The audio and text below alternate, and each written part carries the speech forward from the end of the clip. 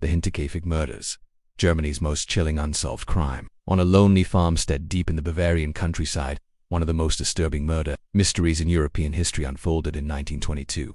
The Hinterkaifeck murders remained unsolved to this day. But it wasn't just the violence that shocked investigators. It was the chilling behavior of the unknown killer before and after the massacre. Steeped in eerie clues, supernatural whispers, about 70 kilometers north of Munich, and a lingering sense of dread.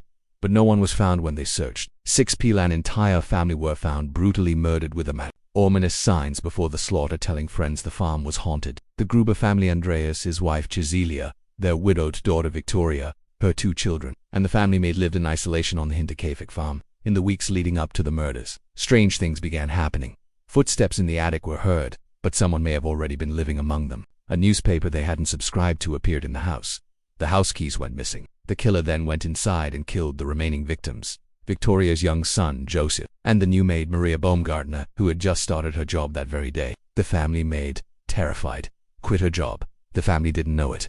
The killer had stayed on the property for days. A gruesome discovery, but no hard evidence ever tied him to the scene. The case remains unsolved. Noting Victoria may have had a child with her father, Andreas, a claim whispered in the village. The name was never made public. The maid's ghost stories, and the killer's bizarre, almost ritualistic behavior.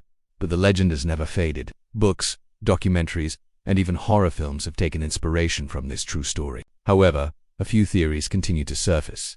On March 31st, 1920, someone lured the family members into the barn one by one and murdered them with the mattock. The sense that someone watched the family, waited patiently, and then stepped into their lives as if assuming their place. Days passed before anyone checked on the farm. When neighbors investigated, they found a horrifying scene.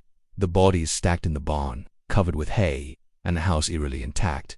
But the strangest detail, cows had been fed, a reminder that even the most peaceful places can harbor the unthinkable.